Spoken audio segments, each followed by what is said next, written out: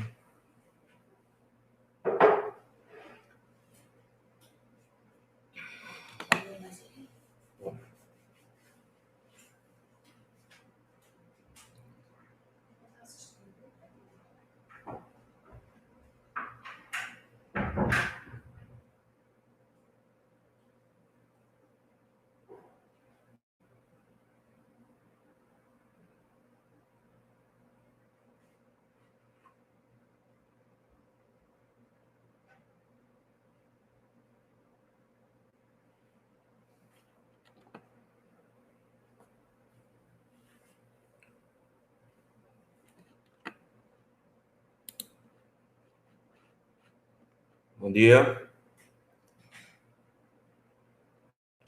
Quem já está online? Já estão chegando, já tem 3 pessoas, mas até agora só vi Fábio.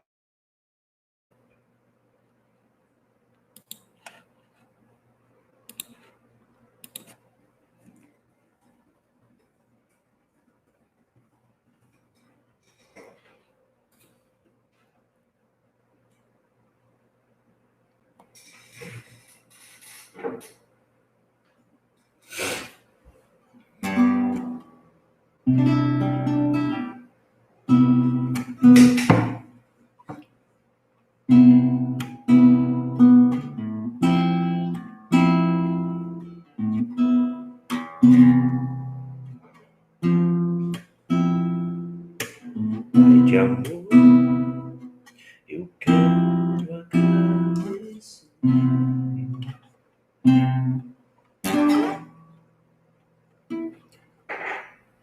Bom dia, Tamires. Chegando por aí. Ah, a Larinha tá aí, é? Fábio. Abraço, Larinha. Eu vi você pulando na piscina ontem. Tá aprendendo a nadar, né?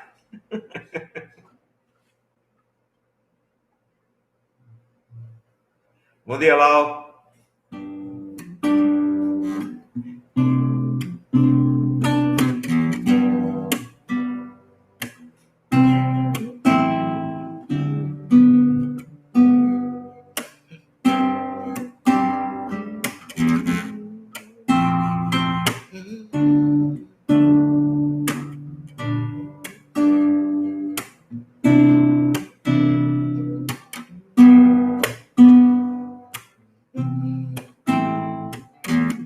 Maninho, Messia.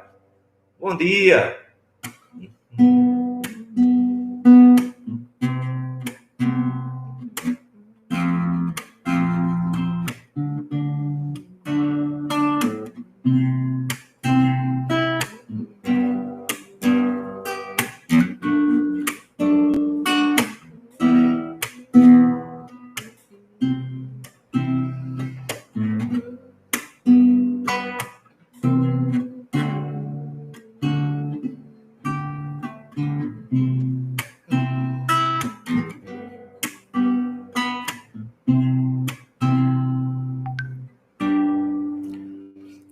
Bom dia, Yara. Bom dia, Nilton Simone.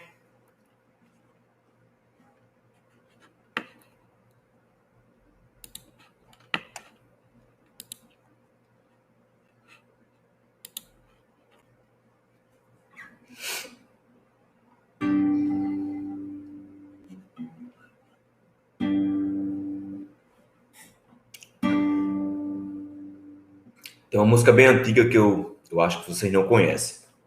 A gente cantava muito lá na igreja, na época que eu de adolescência. Dizia assim: Pai de amor, eu quero agradecer. Quero agradecer pelo perdão, motivo pra louvar. minha vida e tudo o que sou, tudo o que sou te oferecer, eu quero consagrar.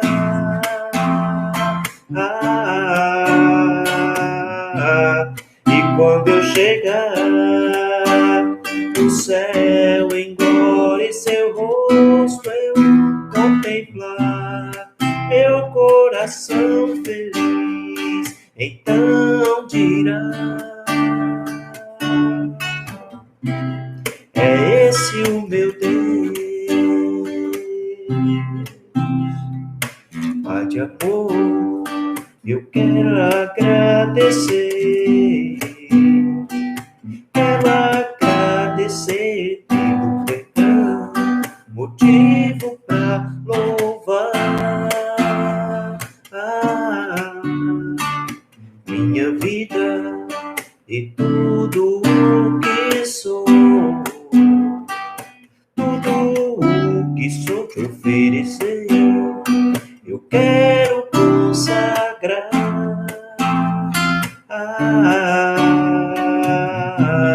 E quando eu chegar no céu em glória, seu rosto eu contemplar, meu coração feliz então dirá: é esse o meu Deus, é esse o meu Deus. Bom dia, Isla. Chegando por aí, seja bem-vinda. Bom dia, Gabi. Tudo bom? Como é que você tá? Tudo bem? 2 minutinhos a gente começa.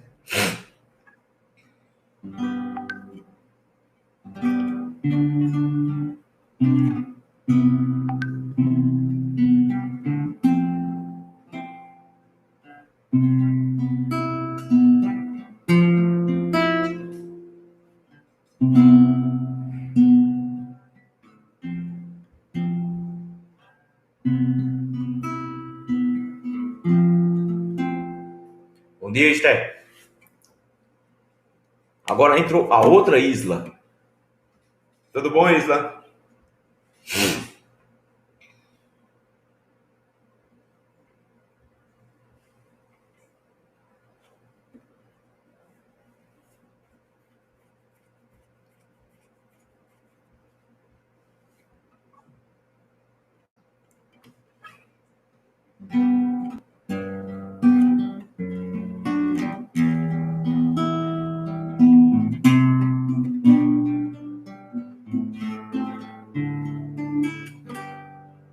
Tô não, moleque. Tá tudo bem. Desde ontem eu tô espirrando que só. Mas não é corona, não. Não é corona, não. Tá tudo tranquilo.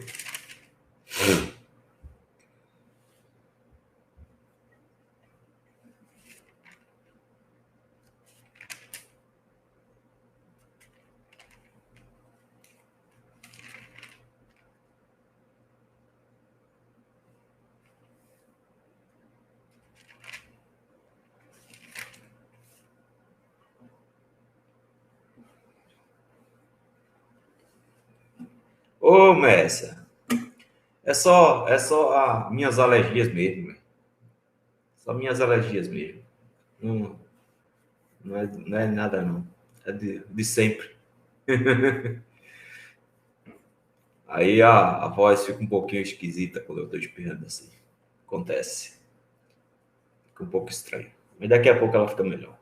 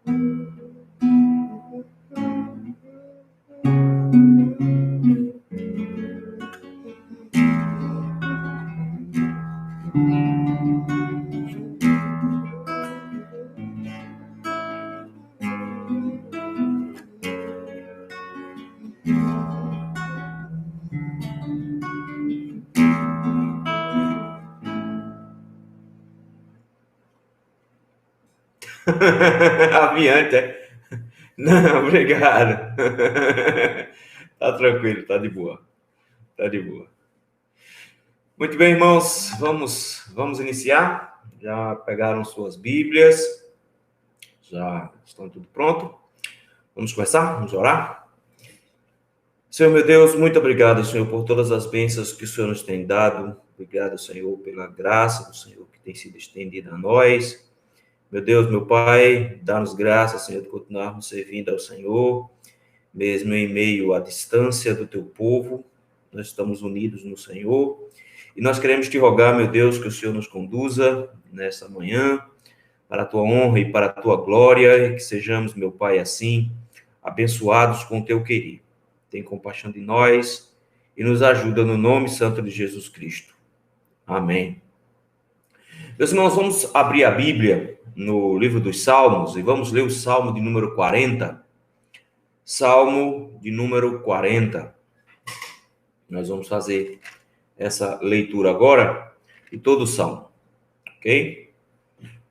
Diz assim a palavra do Senhor, ao mestre de canto, Salmo de Davi.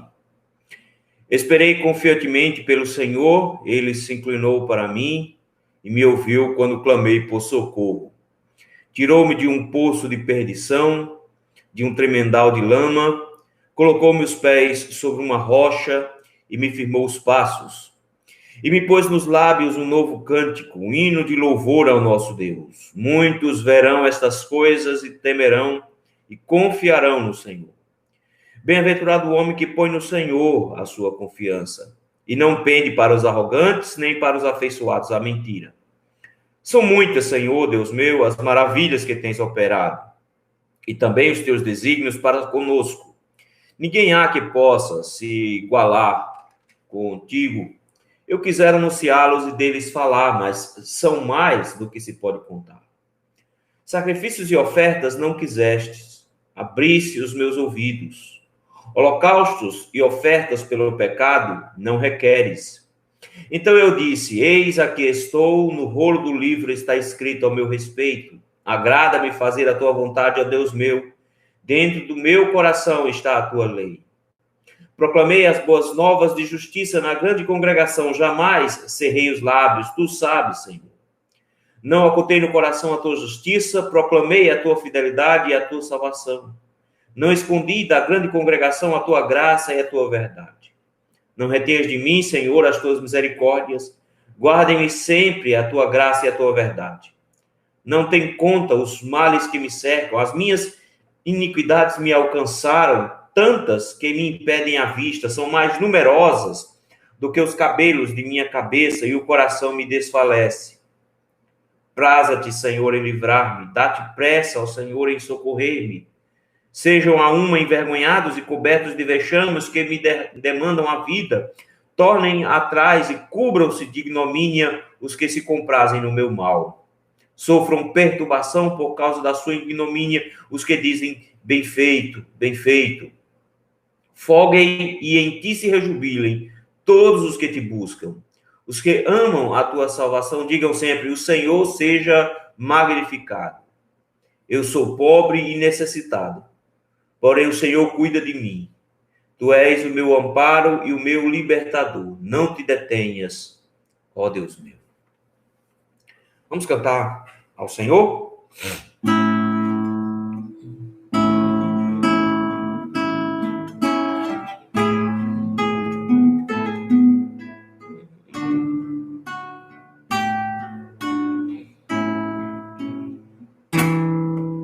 Em espírito e em verdade te adoramos,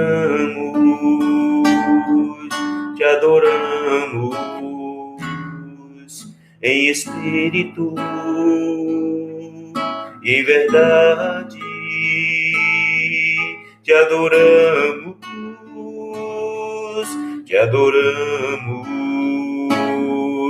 Rei dos reis e Senhor, te entregamos nosso viver. Rei dos reis e Senhor, te entregamos nosso viver para te adorar, ó Rei dos reis. Foi que eu nasci, ó Rei Jesus. Meu prazer é te louvar, meu prazer é estar nos átrios do Senhor. Meu prazer é viver na casa de Deus, onde flui o amor. Em espírito, em verdade, te adoramos,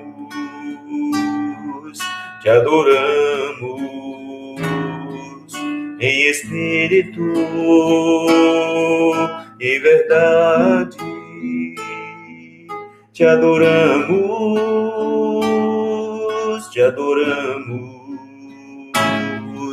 Rei dos reis e Senhor, te entregamos nosso viver. Rei dos reis e Senhor, te entregamos nosso viver para te adorar, ó Rei dos reis. Foi que eu nasci, ó Rei Jesus. Meu prazer é te louvar, meu prazer é estar nos átrios do Senhor. Meu prazer é viver na casa de Deus, onde flui o amor, pra te adorar, ó Rei dos reis. Foi que eu nasci, ó Rei Jesus. O meu prazer é te louvar, meu prazer é estar nos átrios do Senhor. Meu prazer é viver na casa de Deus, ministrando louvor. Meu prazer, meu louvor, ministrando louvor, pois eu nasci para te adorar, ministrando louvor.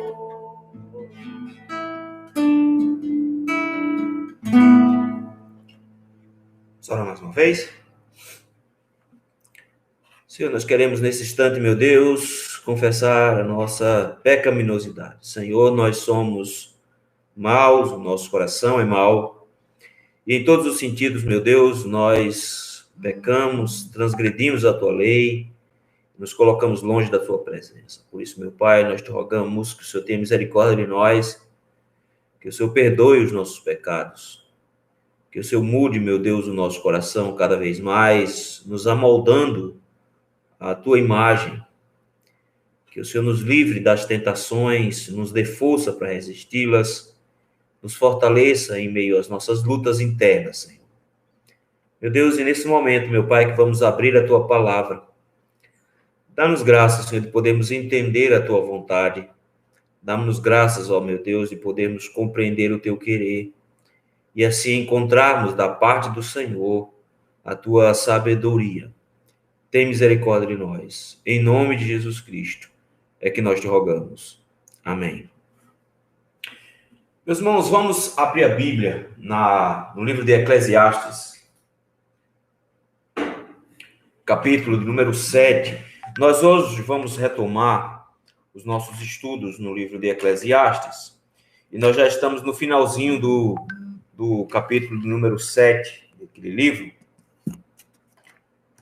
Nós vamos ler a partir do versículo 19, e nossa esperança, e eu creio que vai acontecer isso, nós vamos até o versículo de número 29, que é o final do capítulo. Ok? Livro de Eclesiastes, capítulo 7, versículo 19 em diante, até o final.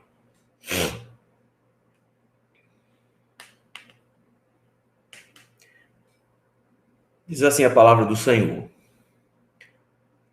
a sabedoria fortalece ao sábio mais do que 10 poderosos que hajam na cidade. Não há homem justo sobre a terra que faça o bem e que não peque. Não apliques o coração a todas as palavras que se dizem, para que não venhas a ouvir o teu servo a amaldiçoar-te, pois tu sabes que muitas vezes tu mesmo tens amaldiçoado a outros. Tudo isto experimentei pela sabedoria e disse: torna-me-ei sábio. Mas a sabedoria estava longe de mim. O que está longe e muito profundo que o achará? Apliquei-me a conhecer e a investigar e a buscar a sabedoria e meu juízo de tudo, e a conhecer que a perversidade é insensatez e a insensatez é loucura. Achei coisa mais amarga do que a morte. A mulher cujo coração são redes e laços, e cujas mãos são grilhões. Quem for bom diante de Deus, fugirá dela, mas o pecador virá a ser seu prisioneiro. Eis o que achei, diz o pregador, conferindo uma coisa com outra, para a respeito delas formar o meu juízo. Juízo que ainda procuro e não o achei. Entre 1000 homens, achei um como esperava. Mas entre tantas mulheres, não achei nem sequer uma. Eis o que tão somente achei. Que Deus fez o homem reto, mas ele se meteu em muitas astúcias. Meus irmãos, a Bíblia vai nos dar orientações no que diz respeito à sabedoria. Sabedoria não é conhecimento. Nós vamos ver isso de forma muito clara nesse texto aqui. Sabedoria não diz respeito ao quanto eu sei. Então, sabedoria não é uma coisa que se adquire numa universidade. Isso não é sabedoria. Isso pode ser informações, pode ser conhecimento, mas não é sabedoria.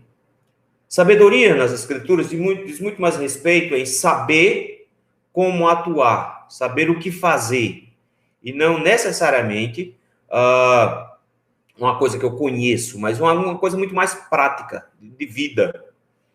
E é impressionante porque a Bíblia fala vários aspectos da sabedoria no Antigo Testamento. Existe até uma literatura toda dentro dessa área, que nós chamamos de literatura sapiencial, que é uma literatura que lida justamente com aspectos filosóficos, com o conhecimento da sabedoria.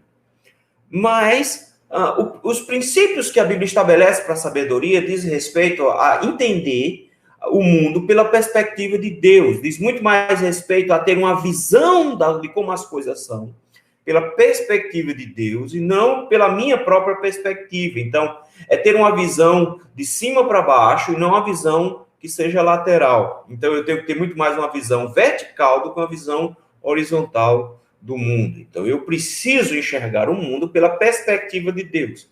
É por isso que o princípio, o início da sabedoria é o temor ao Senhor.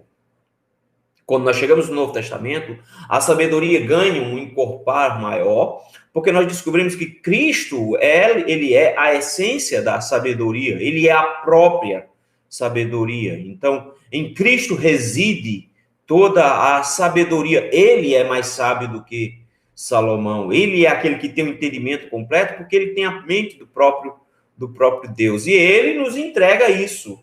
De forma que o apóstolo Paulo diz que o que ele apresentou como evangelho é sabedoria de Deus. Então, Cristo, a sua obra e as suas instruções, o seu ensinamento, a sua maneira de viver é a sabedoria. De forma que aqueles que buscam a sabedoria precisam entender que a sabedoria não é uma coisa que eu consigo adquirir com as próprias mãos. É isso que Salomão vai tentar mostrar aqui. Mas é uma coisa que vem do Senhor, é um abrir da mente, uma maneira do Senhor nos mostrar como as coisas realmente são.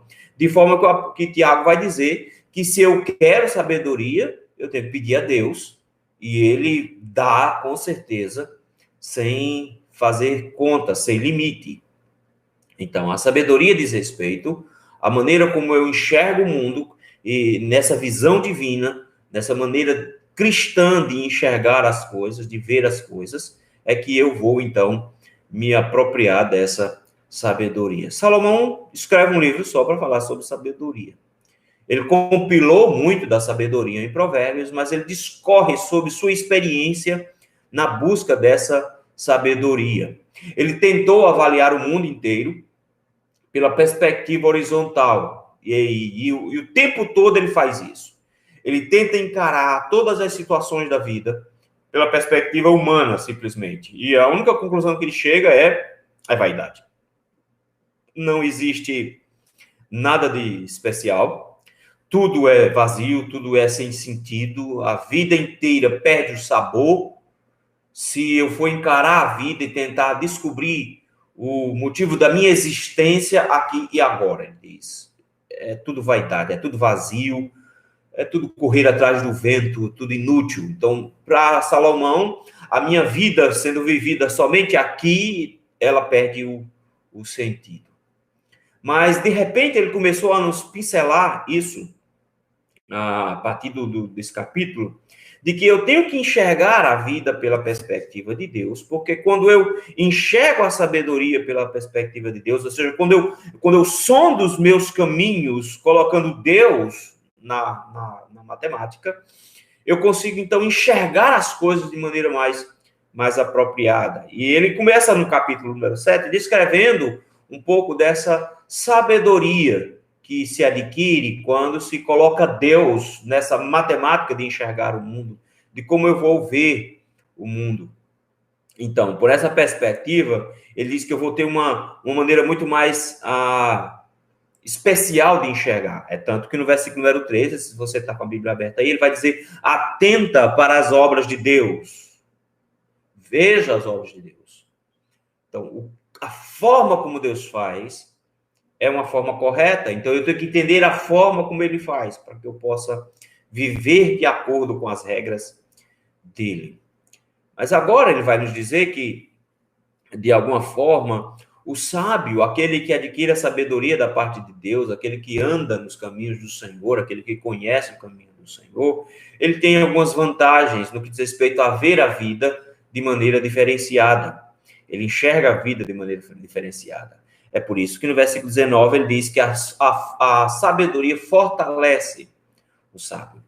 Ele vai dizer que a sabedoria vai nos dar forças, ele vai nos tornar diferenciados. O salmista já tinha dito isso, que ele era mais sábio do que os mais velhos, mesmo sendo alguém jovem. Como é possível ser jovem, sem experiência, e ser mais sábio que alguém que é mais velho, que tem mais experiência? O salmista vai dizer, é quando eu observo pela perspectiva do Senhor as coisas. Então, quando eu vivo de acordo com as regras do Senhor, eu me torno mais sábio do que os sábios.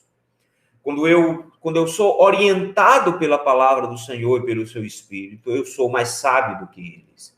Porque eu consigo ver coisas que eles não veem, porque eu consigo encontrar saídas onde eles não encontram. Essa perspectiva da sabedoria, Salomão diz, é melhor do que ter guardas poderosos na sua cidade, versículo 19. Mais do que 10 poderosos que haja na cidade. Ele diz, eu tenho mais força na sabedoria do que se eu tivesse guardas poderosos ao meu redor. Como é que a sabedoria me torna tão forte assim? Ela me torna forte porque ela vai me fazer enxergar os problemas de forma muito mais clara e enxergar a saída para esses problemas também de maneira mais clara. É por isso que ele vai elencar alguns problemas que ele enxergou, a partir do versículo de número 20, e nos dizer como ele, enxergando esses problemas, pode nos fazer encontrar a saída para vários desses problemas. E o primeiro problema que ele encontra parece ser um problema muito óbvio, mas, na verdade, o mundo como um todo não observa isso. Pelo contrário, a tentativa do mundo é justamente negar esse problema. Vejam aí, a conclusão dele no versículo de número 20 é que o primeiro problema que ele encontra pela frente e que ele precisa superar é o problema do pecado. O problema do pecado vai ressurgir em outros momentos aqui no texto, mas de cara ele diz que o problema maior é o pecado. Versículo 20 ele diz, não há homem justo sobre a terra que faça o bem e que não peque. Olhando Deus dos céus à terra, não encontrou um justo sequer. Quando ele olha, então, agora para o mundo, ele olha para as pessoas e diz, as pessoas são más. Veja que interessante. A sabedoria levou a Salomão a concluir de que a humanidade, ela é má. Algumas pessoas, filósofos em especial, colocaram na mente do mundo que os homens não são maus, que os homens são bons. Inclusive, há teologias que dizem isso, que os homens são bons. A questão que se levanta é, será que os homens são realmente bons e que a sociedade é que corrompe esse homem que é bom? Será que toda criança ao nascer é alguém bom, é alguém que faz uma coisa boa? Ou será que já nasce em maldade, já é mal por si só? A sabedoria das Escrituras nos ensina de que o princípio é de que todos nós já nascemos maus desde a nossa concepção. O salmista Davi vai dizer justamente isso. Em pecado me concebeu a minha mãe. Eu já nasço pecaminoso. Eu já nasço em pecado. Esse nascimento em pecado faz com que não exista na face da terra nenhum justo.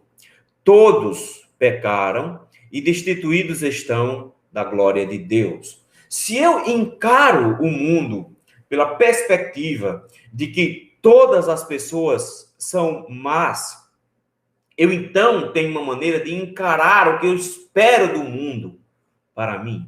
Notem, as pessoas ficam esperando bondade dos outros e elas ficam exigindo bondade dos outros, quando na verdade a Escritura chega e diz que a única coisa que eu posso esperar das pessoas é aquilo que elas possuem em seus corações. A única coisa que eu posso esperar delas é a maldade. Então, encarar o mundo por essa perspectiva, que parece muito mais pessimista, nos leva a nos prepararmos para melhor reagirmos a ele. Então, a Bíblia não diz que as pessoas são boas, a Bíblia diz que as pessoas são más. Elas podem ter essa maldade freada pelo próprio Deus. Deus freia a maldade do homem em várias frentes. Por exemplo, Deus freia a maldade do homem com a consciência. Deus imprime em nossa mente a nossa consciência, de forma que as suas regras, as suas normas, em muitos aspectos, nos são naturais e nos acusam, de maneira que eu passo a frear os meus instintos, porque a minha mente vai ficar martelando aquela informação e me impedir de me enfiar por completo naquele mal. Então, de alguma forma, eu regrido, eu dou um passo atrás para não enfiar a cara direto no mal. Então, a consciência funciona de alguma maneira como um limitador do meu mal. Mas quando a minha consciência ela é modificada, ela pode ser moldada, ela pode ser apagada, ela pode ser neutralizada por meio de doutrinações, por exemplo.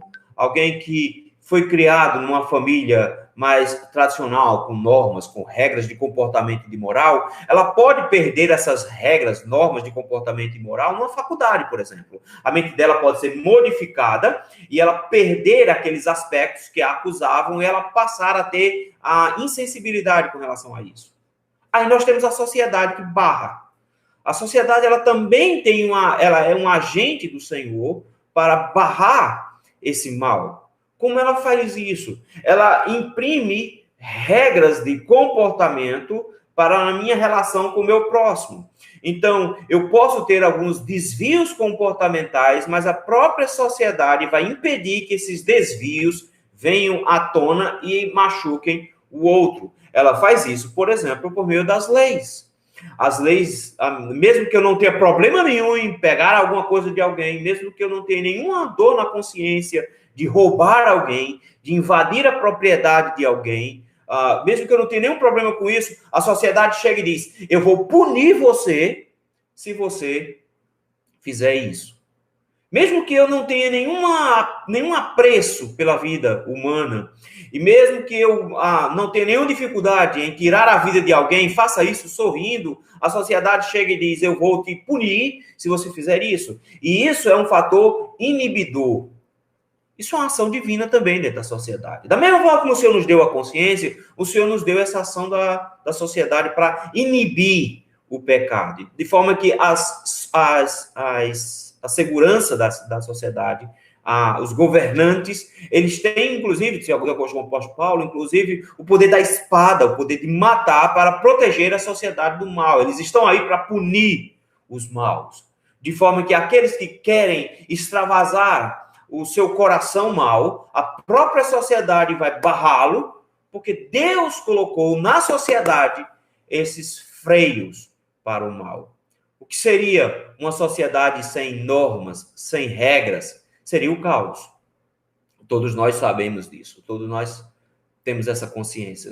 Acabou o governo, nós não seríamos, como pensam os anarquistas, uma felicidade só. Pelo contrário, quando um governo rui, a sociedade se desmonta em guerra. Os crimes, quando não são punidos, eles são permitidos, e se eles são permitidos, sem regras, todos se matam, todos se destroem. Então, os homens não são bons. Não é a sociedade que o corrompe, é o coração dele que é assim. Por essa perspectiva, então, ele diz, nós não temos em nosso coração nada de bom. Nada de bom. É por isso que ele coloca tanto os pecados de comissão como os pecados de omissão no versículo número 20. Ele diz, não há um homem justo, não há homem justo sobre a terra. E ele coloca nem positivo nem negativo. Ele diz, não há quem faça o bem e não há quem não peque. São duas perspectivas, são uma perspectiva positiva e uma negativa. O que não peque é aquele camarada que ele não faz o que é bom, mas ele não faz o que é ruim, mas ele também não faz o que é bom. É o camarada que é neutro. Ele diz, até para não fazer o bem, digamos, que ele também não faça o mal. Não existe esse. Esse é o pecado da omissão, onde eu não faço uma coisa nem faço outra. Eu não sou nenhum especialista em mudar o mundo, eu não sou uma pessoa que faz uma grande diferença no mundo, mas eu também não prejudico ninguém.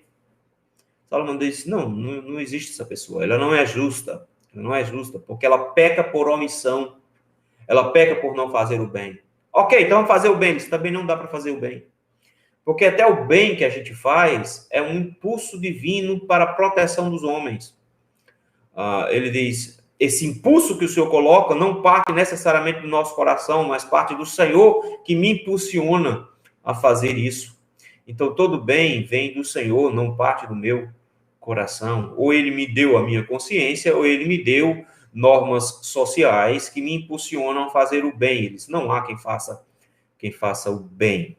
Então ele diz, nem há positivo, fazer o bem, nem há o neutro, o negativo, que é não fazer o mal. Todos os homens são maus. Quando eu olho por essa ótica de que todas as pessoas são maus, eu preciso entender como eu me relaciono com essas pessoas. Então, se eu sempre estou esperando que as pessoas vão fazer alguma maldade em algum momento, eu não vou me surpreender com o que os homens são capazes de fazer. A gente fica pensando assim, quando alguém comete um crime muito bárbaro. Ele é um monstro. Não, ele é um reflexo de quem os homens realmente são. O que os homens são? Monstros. Alguns são mais presos do que outros. Outros são mais livres para produzir o seu mal. Mas todos estão na mesma condição. Todos são maus. Então, de acordo com as escrituras, eu tenho que encarar o mundo como sendo um lugar mau. Então, veja, quando se produz leis no nosso país, por exemplo, eles partem do pressuposto que as pessoas são boas. Então, como eles partem do pressuposto que as pessoas são sempre boas, eles sempre dão às pessoas as chances para demonstrar essa bondade. Quando a Bíblia faz exatamente o oposto, ela parte do pressuposto que todas as pessoas são más. Então, as regras são para limitar o mal. Aí finda se produzindo no nosso país leis que incentivam muito mais o mal do que produzem o bem. Então, é esse o princípio que Salomão coloca aqui da sabedoria. A sabedoria me faz enxergar as pessoas como elas realmente são e fazem enxergar a mim mesmo como eu realmente sou. Se não há nenhum justo, adivinha o que é que eu também não sou? Eu também não sou justo. Eu também não sou justo. Eu também não sou alguém que é a palmatória do mundo, que faz tudo correto. Eu deveria encarar isso com muito mais clareza. Mas essa visão não é dada para todo mundo. Só enxerga isso aqueles que são conduzidos pela mão do Senhor em encontrar sabedoria. Mas, em segundo lugar, Salomão diz que também vai me ajudar, a sabedoria vai me ajudar não só a enxergar que os homens são injustos, que a maldade está aí na face da terra, mas vai nos ajudar também a encarar críticas da parte das pessoas, a encarar o que as pessoas dizem a nosso respeito, a forma como as pessoas se dirigem a nós e fazem avaliações ou nos amaldiçoam, como é a palavra que ele usa aqui. Veja, versículo número 21, ele diz: não apliques o coração, ou seja, não preste muita atenção, não olhe muito para todas as palavras que se dizem. Ele diz, não fique muito agarrado com o que as pessoas dizem. Não fique muito preso ao que as pessoas dizem. Isso aqui é interessante porque é impressionante como a gente se agarra ao que as pessoas dizem a nosso respeito. Nós nos ofendemos quando as pessoas dizem alguma coisa ao nosso respeito. Nós não nos ofendemos, por exemplo, quando as pessoas falam sobre o nosso Senhor. Quando elas xingam o nosso Senhor, a gente até ri de algumas piadas que as pessoas contam, onde Cristo é ridicularizado. Mas ele diz, mas quando diz respeito a nós, a gente se ofende. Todo mundo aqui já foi criança. E quando xingavam nossa mãe, a gente ficava mordido. E aí tem um professor de filosofia no Brasil que disse uma coisa interessante. Ele diz, ok, xingou a sua mãe, ela é? Não, se ela não é, então não tem do que você se ofender. A pessoa está mentindo. Ela é? É. Então, se ela é, não tem do que se ofender, ele está falando a verdade. Então, o princípio é muito simples. Ele diz, não fique muito grudado com essas críticas, com aquilo que as pessoas dizem de mal a seu respeito. Notem, se eu já sei que as pessoas são más, o que é que eu posso esperar que elas falem a meu respeito? É mal também. Elas vão falar mal a meu respeito. É por isso que ele diz, não fique muito preocupado, angustiado com o que dizem a seu respeito. Sabe para quê? Para que não venhas a ouvir teu servo a amaldiçoar-te. Ok. Se você tem um trabalhador, e no caso aqui, um empregado, que é compulsório, um cara que não está trabalhando lá porque te ama, ele está trabalhando lá porque ele é obrigado. Ele não tem nem salário, é um escravo.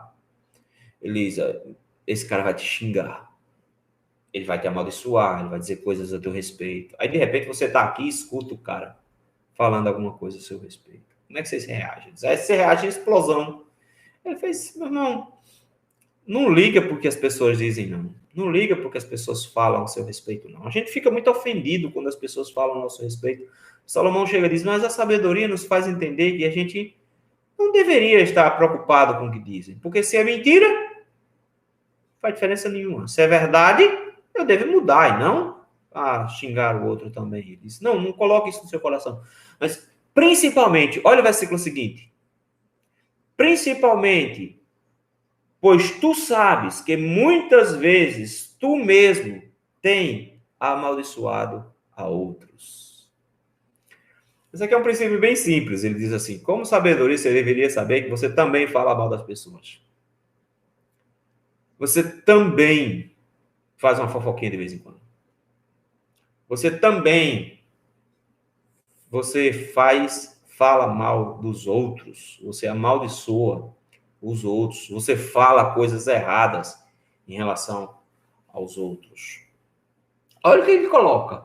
Ele coloca o meu pecado diante de mim para que eu saiba que eu não sou a palmatória do mundo e para que eu saiba encarar o outro que é pecador pela mesma perspectiva, uma perspectiva de bondade. É impressionante porque nós sempre temos um olhar muito bom a nosso respeito. A gente acha que nós somos boas pessoas. As pessoas é que são mais por não me suportarem. Mas eu sou uma boa pessoa. Mas Salomão diz, não, meu filho, você não é justo. Ele disse isso no versículo 20. E porque você não é justo, você também fala mal das pessoas. E porque você fala mal das pessoas, você é melhor do que ninguém deveria saber que não deveria dar atenção a quem está falando mal de você, a quem está te amaldiçoando. Isso aqui é muito bonito porque ele diz que quando eu me reconheço pecador, eu aprendo a lidar com pecadores. Quando eu me reconheço pecador, eu sei lidar com os outros. Sabe por que a gente gosta tanto de criticar as pessoas, de criticar o comportamento das pessoas, a maneira como as pessoas lidam com as coisas? É porque nós nos julgamos muito justos e muito bons em tudo. A gente julga assim, eu não sou como fulano. Pelo contrário, sou uma pessoa boa. E aí, da mesma maneira como aquele fariseu que Jesus conta, que chega no templo, em pé, diante do Senhor, Senhor, graças eu te dou, que eu não sou como aquele publicano ali atrás. Eu não sou um ladrão. Graças eu te dou porque eu jejum toda semana, eu faço as minhas orações diárias, eu faço bem às pessoas, graças eu te dou por conta disso. Ele diz, enquanto o publicano está lá, de joelhos, ele está lá ele, com a cabeça baixa, ele nem olha para cima, ele diz, Senhor, tem compaixão de mim, pecador. Nota a diferença, o que Jesus está dizendo é, quem saiu justificado daquela oração foi aquele que reconhece a si mesmo como pecador. Eu preciso me reconhecer assim. Eu não posso achar que eu sou alguém diferenciado, especial, justo. Não, todos nós somos injustos. E por isso mesmo, mais do que ninguém, você não deveria levar em conta o que as pessoas falam para te ofender. Porque você sabe que já fez isso com outros. Isso acontece principalmente no casamento. Se tem alguém especialista em te ofender com palavras, é o seu cônjuge. Você passa a conviver com essa pessoa e ela passa a descobrir todos os seus defeitos, ela passa a descobrir todas as suas qualidades, mas principalmente ela passa a descobrir todas as coisas que realmente te ofendem, que realmente te machucam. Então, se tem um especialista em machucar, é o cônjuge. Ele sabe exatamente que palavra dizer que vai cair fundo lá no coração. Aí Salomão diz, se você é sábio, você vai saber discernir a maldade do coração das pessoas e não vai dar atenção a isso, e não vai levar isso no seu coração. Porque você sabe que você já fez isso também. Você já fez isso também. Você já andou por esses caminhos também. Então, nós não podemos deter a língua das pessoas. Nós não podemos parar o que falam a nosso respeito. Mas, por outro lado, nós conseguimos barrar os nossos ouvidos. Charles Spurgeon dizia isso. Ele dizia, eu não consigo frear a língua das pessoas, mas eu consigo tapar os meus ouvidos. Então, qual é o nosso exercício? Tapar os ouvidos. Tapar os ouvidos para a maldição que as pessoas lançam sobre nós, as coisas ruins que as pessoas lançam sobre nós. Se o que elas dizem é verdade, a gente absorve e muda. Mas se elas nos criticam à toa, por maldade, Salomão diz, não atente a isso, não preste atenção nessas coisas. Veja como a sabedoria me torna alguém forte, me torna alguém capaz de não me deixar abalar por palavras, não me deixar abalar pelo que as pessoas dizem a meu respeito. Eu temo a Deus, eu não temo os homens. Um outro aspecto que a sabedoria vai nos trazer, a partir de agora, que é um outro problema que ele vai nos trazer, é a nossa incapacidade de entender como o mundo funciona e como Deus conduz todas essas coisas. Então, o primeiro problema que ele disse é o problema do coração dos homens, o problema do mal que existe no coração dos homens. Ele diz, a sabedoria vai me fazer ver com muito mais clareza esse problema. O segundo problema que ele colocou é o problema de como as pessoas falam de mim. Ele diz, a sabedoria me faz ver a maneira correta de eu agir nesse momento. Em terceiro lugar, ele diz, a sabedoria vai me fazer ver a forma complexa como Deus faz as coisas no mundo e de como é difícil discernir essas coisas. É interessante porque do versículo 23 em diante, ele vai dizer do seu esforço em descobrir a forma como Deus faz as coisas. Olha o versículo 23, ele diz, tudo isso experimentei pela sabedoria. Ou seja, eu lutei tudo para adquirir sabedoria. O que é que eu queria? Ele diz, versículo 23, tornar-me-ei sábio. Ele diz, eu vou tentar conseguir sabedoria, eu vou investigar o mundo, eu vou descobrir todas as coisas. Ele fez isso por 6 capítulos. Ele diz, o que foi que eu descobri? Que eu estava longe da sabedoria. Foi isso que eu descobri. O que eu descobri é que eu não estava nem perto de achar o que era ser sábio. Por que isso? Porque a sabedoria é algo profundo demais para eu encontrar com minhas próprias mãos. É algo complexo demais para que eu possa entender. É claro que é complexo, porque a sabedoria diz respeito à mente divina. E por isso mesmo, no versículo número 24, ele diz, o que está longe e muito profundo, quem o achará? Ou seja, uma coisa que está longe demais, uma coisa que está fundo demais, quem é que vai achar isso? Quem é que vai encontrar isso? Mas isso é interessante, porque quando Salomão fala sobre sabedoria, ele não está dizendo que é uma coisa que cai do céu. Que quando ele ora, ele pede ao Senhor sabedoria, o Senhor diz, eu vou dar a você sabedoria. Mas Salomão nos ensina uma coisa especial, ele diz, mas nessa complexidade, como o mundo funciona, como as coisas funcionam, e como ser sábio é difícil, o que é que eu vou fazer? Ele diz, eu vou me aplicar a isso. Então, existe um esforço em encontrar sabedoria. Como? Ele diz, estudando. Versículo 25. Apliquei-me a conhecer e a investigar, e a buscar a sabedoria e o meu juízo de tudo.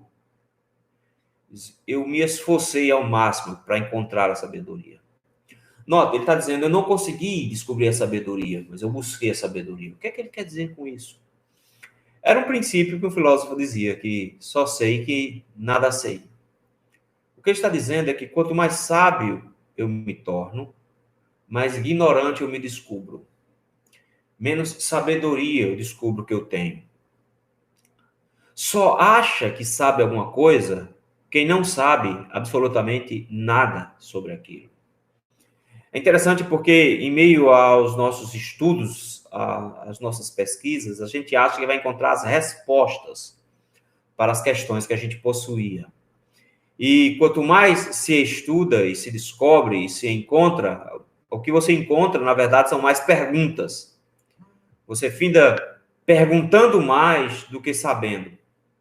Então, Salomão diz, eu busquei sabedoria, eu tentei encontrar sabedoria, eu lutei para encontrar a sabedoria, mas no final das contas, eu descobri que eu estava ainda longe de encontrar a sabedoria.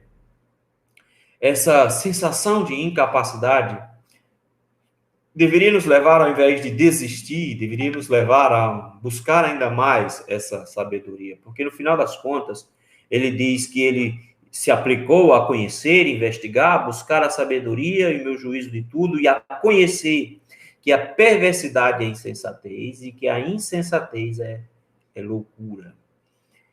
Chega à conclusão de que viver uma vida má, viver uma vida longe dos caminhos do Senhor, é o contrário da sabedoria.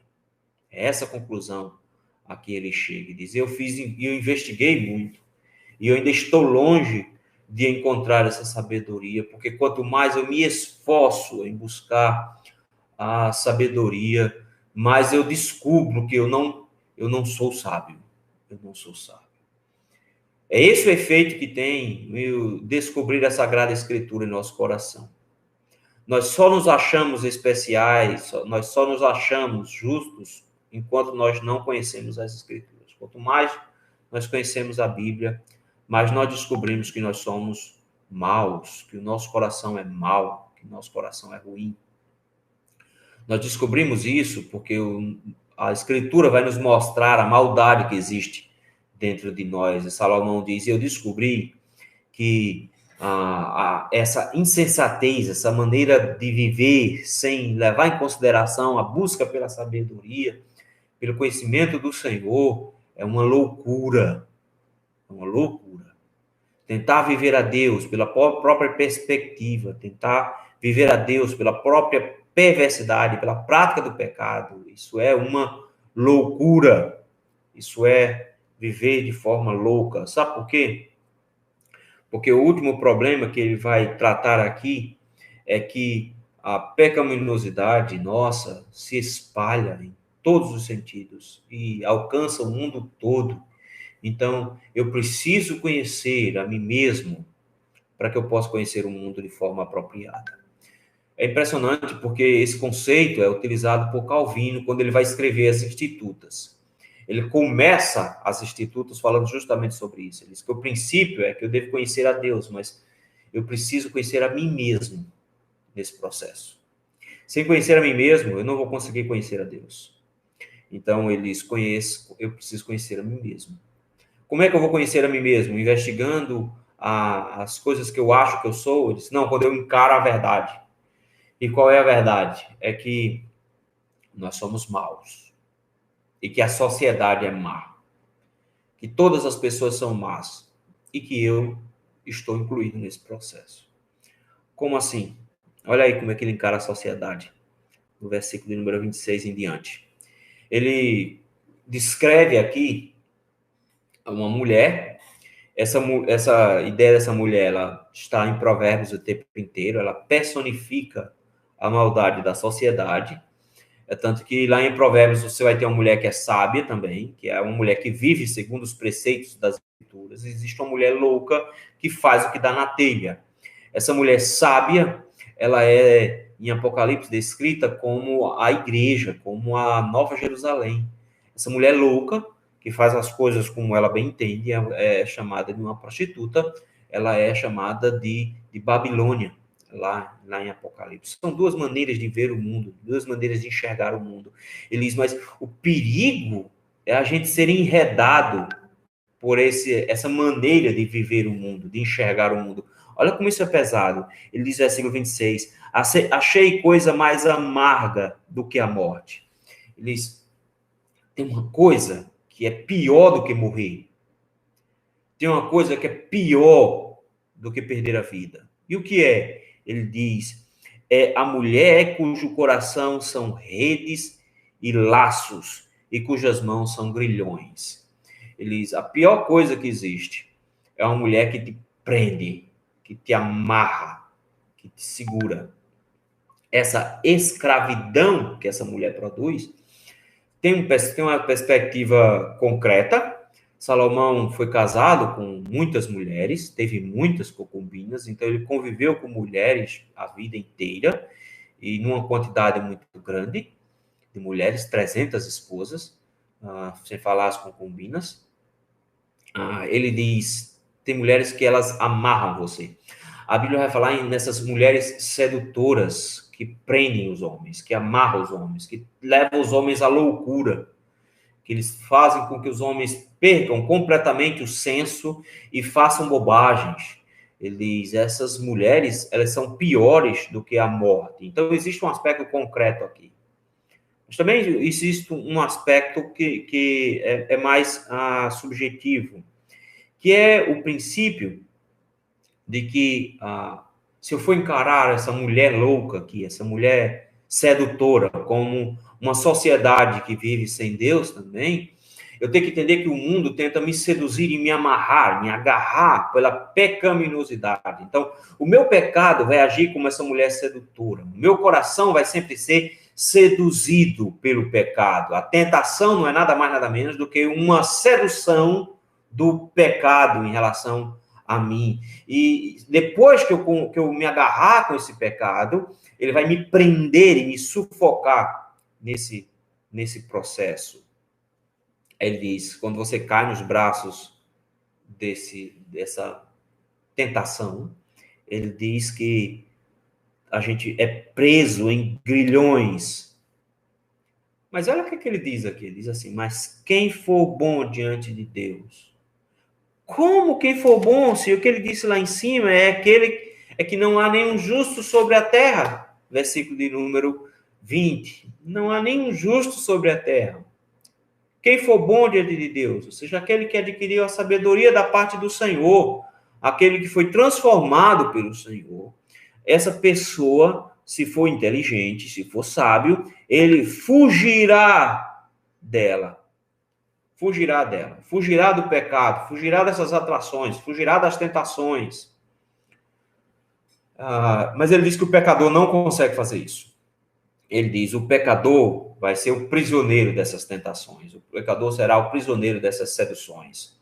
Ele não consegue fugir do pecado. Essa ação de fugir do pecado é a ação do Espírito Santo em nós, que nos fortalece, nos fazendo enxergar o pecado, nos fazendo enxergar o perigo que esse pecado, e nos dando desse pecado, nos dando força para que a gente possa fugir desse pecado. Porque não há nenhuma tentação que não seja humana, e junto com a tentação, nos diz as Escrituras, o Senhor nos provê o escape, o livramento. Ele diz, eu preciso então encarar essa maldade na humanidade, esse pecado que está solto aí, como uma mulher sedutora, e que eu deveria, de forma sábia, fugir do pecado. O problema é que é difícil fazer isso. É difícil fazer isso. É por isso que versículos de número 27, 28 e 29, ele joga um balde de água fria na cabeça da gente, porque ele diz, eis o que achei, diz o pregador. O que é que eu vi na prática? Ele diz, conferindo uma coisa com outra, a respeito delas formar o meu juízo, ou seja, o que é que eu vi na prática? Ou seja, fuja dessa mulher sedutora, fuja da tentação, porque o pecador, quando abraça essa tentação, ele fica preso nela. O que é que eu achei? Ele diz, eu achei o seguinte, o juiz aqui ainda procuro e não achei. Entre 1000 homens achei um como esperava, mas entre tantas mulheres não achei nem sequer uma. Ele não está denegrindo as mulheres aqui, não é esse o princípio. Ele está colocando o seguinte, na humanidade em geral, eu não encontrei ninguém que fuja das tentações desse jeito. Entre os homens, só existe um. A pergunta é, quem é esse justo que resiste às tentações? Parece ser uma aplicação imediata ao único justo que existiu sobre a face da terra, que foi Jesus Cristo. Diz, o resto todo mundo, não consegue resistir às tentações e cai nas tentações.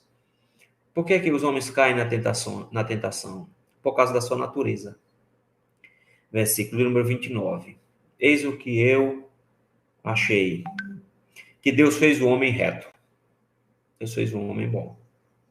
Deus fez o homem da forma como ele deveria realmente ser. Gênesis capítulo 1 e 2.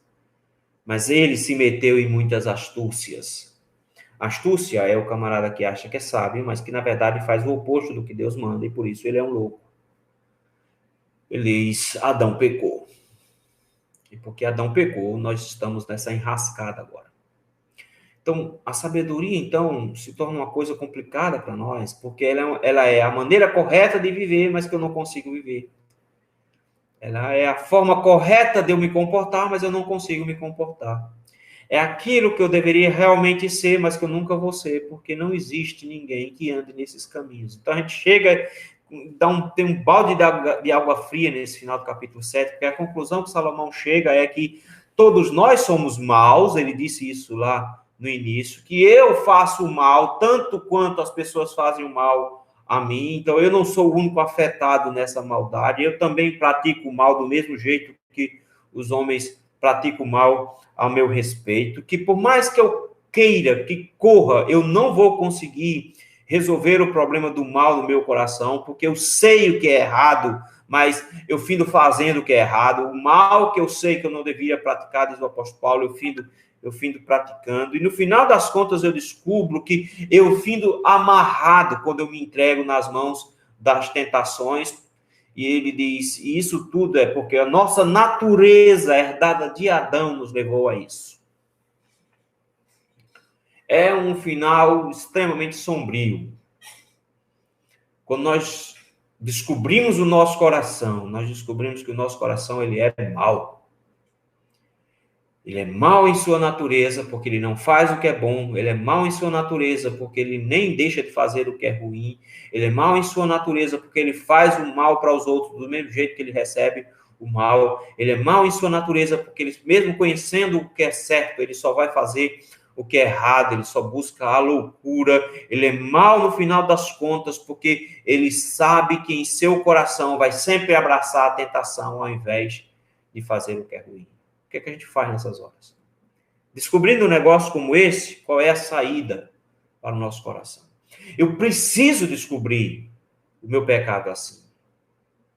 Para eu ser sábio, eu preciso ver isso. Mas não é possível ver isso sem a ação do Espírito Santo. Só o Senhor pode me mostrar isso. Porque então eu preciso temer a Deus.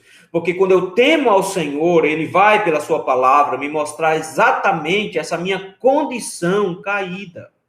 Então, só acha que a pessoa é boa quem não se depara com as Escrituras dizendo nós não somos bons.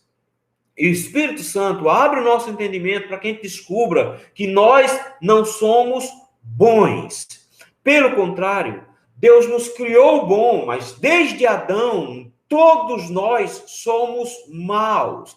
E que existe uma incapacidade em nosso coração de fazer o que é bom. Nós não conseguimos fazer o que é bom. O que é que eu tenho que fazer? O Senhor nos garante, então, perdão para os nossos pecados na pessoa de Jesus Cristo, o único homem justo que existiu sobre a face da terra. Salomão não encontrou nenhum, só um justo.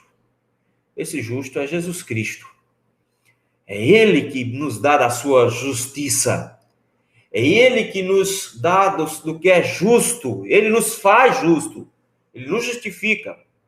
E é pela graça que nós somos justificados. Que a única coisa que nós precisamos fazer é crer em Jesus Cristo. E crendo em Jesus Cristo, eu sei quem eu sou, mas eu sei o que Cristo fez por mim e me garante o perdão dos meus pecados. E ele vai, então, me motivar à santificação. Então, não posso esperar que eu vou me tornar uma pessoa boa sem antes ter o meu problema no coração resolvido. Então, eu preciso que o Senhor retire o meu coração de pedra e me coloque um coração de carne, um coração sensível à sua palavra, que possa compreender quem eu realmente sou, e nessa compreensão de quem eu sou mal, buscar do Senhor o seu perdão, rogar a Ele misericórdia e perdão, para que Ele me dê do seu Santo Espírito, e aí então eu possa vivenciar, mesmo que de maneira tosca, a sabedoria da sua palavra. E aí então eu possa me desviar das tentações, eu possa resistir ao mal, eu possa andar de forma mais correta na presença do Senhor. Então, a minha salvação virá pela ação de Cristo na cruz do Calvário, perdoando os meus pecados, me dando do seu Espírito para combater essa natureza que eu possuo dentro de mim. E aí, então, me tornar alguém sábio. A sabedoria, então, é comportamental.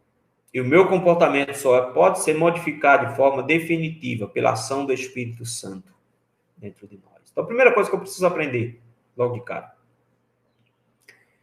é pedir ao Senhor que Ele me dê e me deixe sempre dentro dos meus olhos essa concepção de que eu sou pecador, de que eu sou mau, que o meu coração é ruim. Não é que as pessoas são más comigo, eu sou mau, o meu coração é ruim. Essa convicção de pecado é o primeiro passo do Senhor para me levar a uma correção, a uma conversão. Eu só posso mudar quando eu descobrir quem eu realmente sou. E Salomão diz, o que é que eu descobri?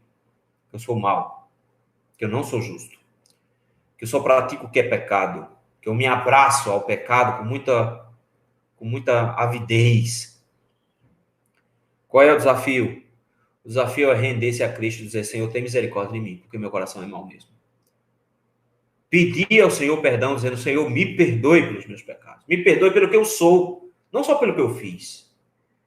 Me perdoe porque o meu coração é tendencioso ao mal. Me perdoe porque se eu ver a tentação, eu me abraço com ela. Me perdoe porque o meu coração é tendencioso a fazer sempre o que é contrário à tua lei. Eu quero os teus mandamentos todos os dias, o tempo inteiro. Eu preciso ter essa consciência em meu coração para que eu possa rogar ao Senhor para que Ele possa me perdoar.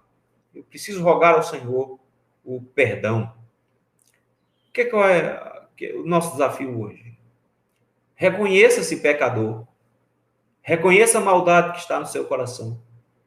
E rogue ao Senhor o perdão dos seus pecados. Ele disse, confessarmos os nossos pecados. Ele é fiel e justo para nos perdoar os pecados e nos purificar de toda injustiça. Em segundo lugar, como é que eu aplico isso na minha sociedade?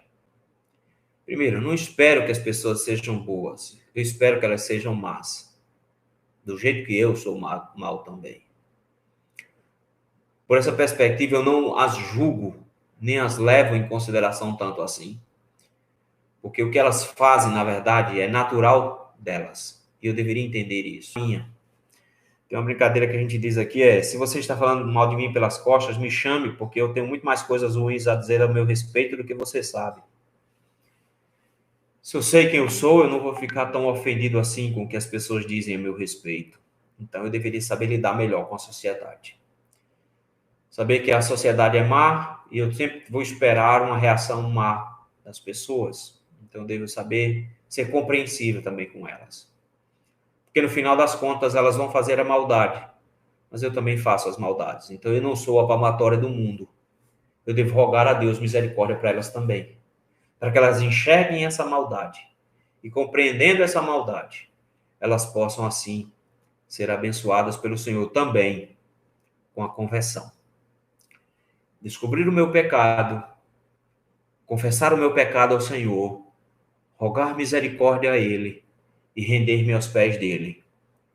E ter mais simpatia com o meu próximo, não julgando o meu próximo, mas rogando misericórdia de Deus para eles também. É isso que o Senhor nos ensina hoje de manhã. Vamos orar mais uma vez? Meu Deus, tem compaixão de nós. Nosso coração, Senhor, é pior do que a gente gostaria. A maldade do nosso coração é grande. Por isso, meu Deus, tem compaixão de nós. Tem misericórdia de nós. E nos ajuda a enxergar essa maldade em nosso coração. E perdoa, Senhor, os nossos pecados. Porque eles são graves. Eles são quebra da tua lei. Eles são ofensas diretas ao Senhor. Tem misericórdia de nós, Senhor. E tem misericórdia daqueles que nos cercam, meu Deus, que abraçados ao pecado, pecam contra nós e contra os próximos. Tem misericórdia deles, ó Senhor, e faz-os enxergar a maldade do coração deles também, para que, ao verem isso, eles possam correr até a tua cruz e te pedir perdão. perdão dos seus pecados, e assim possam render-se ao Senhor e andarem também nos seus caminhos. No nome de Jesus Cristo é que nós te rogamos isso. Amém. Muito bem, meus irmãos. Muito obrigado a todos. Esteve com a gente Juliana. Oi, Juliana. Ju, Silas, vocês estão bem? Olha, a Hélida está aqui com a gente também. Tudo bom, Hélida? Eudes, Natália. Ô, minha irmã Daniele. Um abraço aí pro sertão aí. A Raquel, meu irmão, Messias, para minha mãe. Um abraço para todos vocês. Mãe Edilza, Deus abençoe vocês. A irmã Zelina, também, Deus abençoe. Nacilde, Deus abençoe também. Minhas irmãs, meus irmãos, Deus abençoe vocês. Essa semana está aniversariando Mônica. Até onde eu sei, é ela que está fazendo aniversário no dia 3 de março. Aliás, de abril.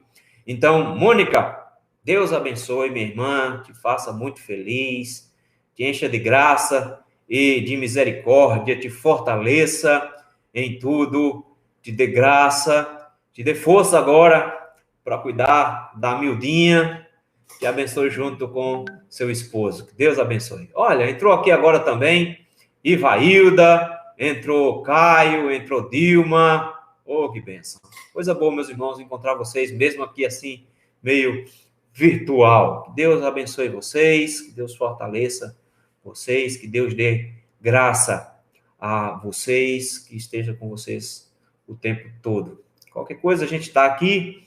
Vocês sabem meu telefone, conhecem meu WhatsApp. Qualquer coisa, dá uma ligadinha. Ô, Moab! Ah? Moab tá me cobrando um abraço ali. Abração, Moab! Abração, Natália! Deus abençoe vocês. Olha a Isla dizendo que eu não bebi água, mas Josi trouxe, eu que não bebi. Pronto, tá bebido. É isso mesmo, André? É dia 3 mesmo? Ah, beleza. Deus abençoe. Deus abençoe vocês. Josi, Davi e Sara estão dizendo que estão aqui. Está usando minha conta para dizer isso, mas já estão aqui também. Irmã Zalina, Deus abençoe também e te abençoe guardando o seu coração. Meus irmãos, hoje à noite, 7 horas da noite, se Deus quiser, a gente vai estar aqui de novo. Então, se organizem suas famílias, seus filhos, tragam Bíblia, se sentem para a gente cantar juntos, para a gente orar juntos, se Deus quiser. Hoje à noite, nós vamos estar estudando o Evangelho de Lucas, no capítulo de número 13, a partezinha final, lá no capítulo número 13, se assim Deus nos permitir. Ok, meus irmãos, eu vou estar disponibilizando agora o link do vídeo completo para vocês. Quem perdeu um pedaço, pode pegar o pedaço que ficou faltando aqui, que você não viu. Ok, meus irmãos? Ô, Mauro, Deus abençoe, meu irmão. João, meu irmão, hoje é aniversário de Pedro. É isso mesmo? Olha, rapaz, eu não sabia disso. Então, Pedro, Deus abençoe, meu irmão. Força aí, cabra. Pedro tá sumido, tá lá no interior, tá achando ruim, não. Ele tá nem com medo do corona, ele tá andando no meio do mato, caçando. Bênção. Deus abençoe a todos meus irmãos. Até mais, se assim Deus nos permitir. Tchau, tchau.